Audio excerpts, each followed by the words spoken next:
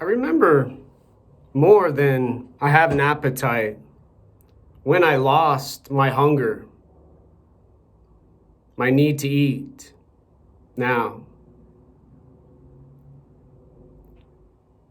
A day similar to today, an early afternoon, a late afternoon, an early, late evening. I was out in the world doing what animals do. Antifa, Black Lives Matter, protesters, activists, graffiti artists, window breakers, and business destroyers enjoy with no interference now. I was singing, yelling, using my voice, working on my voice, and I arrived home to an apartment building where I rent. And outside of the door, next to the door, on a phone,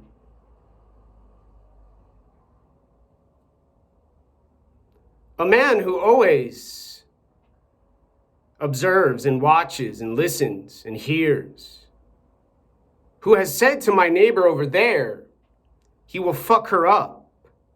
A bitch, he said. She was a whore. A nasty, disgusting language. Late at night, early in the morning, another man who kicked on her door with his foot. A tenant, a neighbor I've never talked with or had a conversation with other than her calling me a freak. And lots of disagreement about my wall, hit and hit and hit, bangs and booms, and no consequences other than a landlord, manager, a manager of a building, a counselor, social worker, who I haven't heard from in quite some time now, unfortunately, who said to let her know. And she'd talk to the resident. And after I had got confused and misdirected and lost all motivation and inspiration for medical school applications, unfortunately now, I spent all of my remaining money on a heating device to replace an apartment heating technology,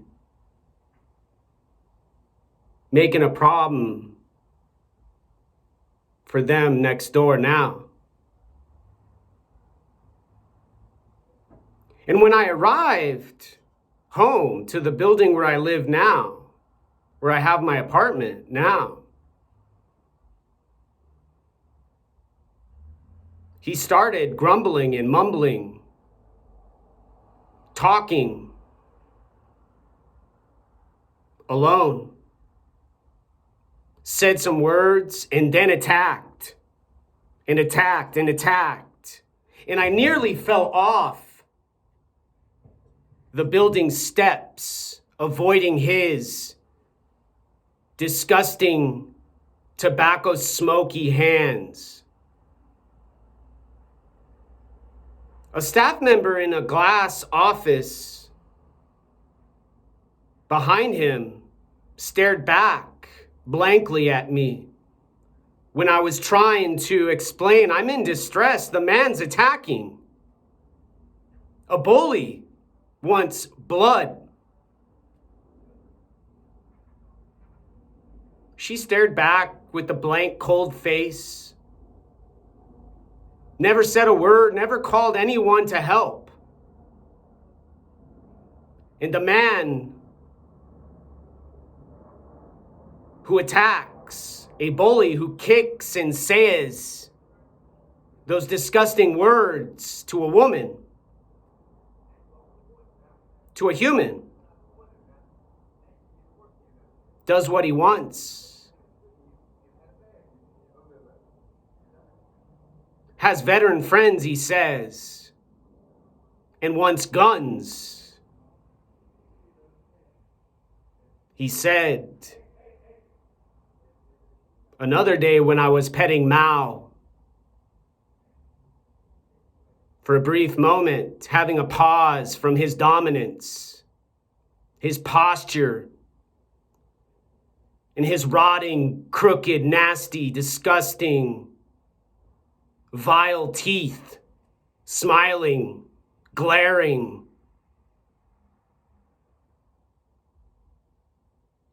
And doing what most racists do: limit, control, repeat, restrict, novelty, restrict, control.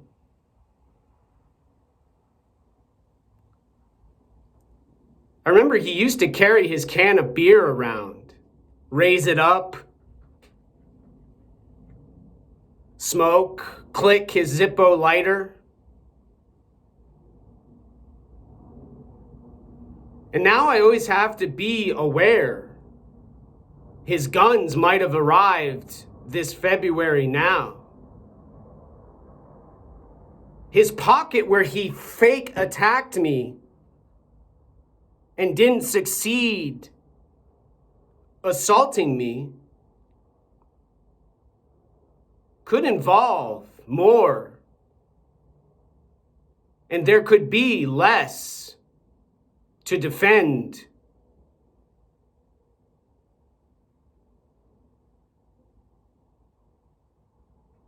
And even worse, a dead body for y'all to appreciate, cremate, and throw in the trash, where you put your snitches and rats, they say, bitches, and those who don't agree, your behavior, your psychology, and your psychiatry, your emotions and your mood colors, yourself and your ego and your mind. And stimulation as a reward. Don't put energy in my body for consciousness and sleep to restore my neurons and my synapses, to see seconds and minutes and hours and days instead of duality, violence, and conflict, drugs and methamphetamine, crack, and those hungry for their addiction, excited for their glass pipe and cannabis marijuana to soothe their thoughts and to calm their bodies when they're bored.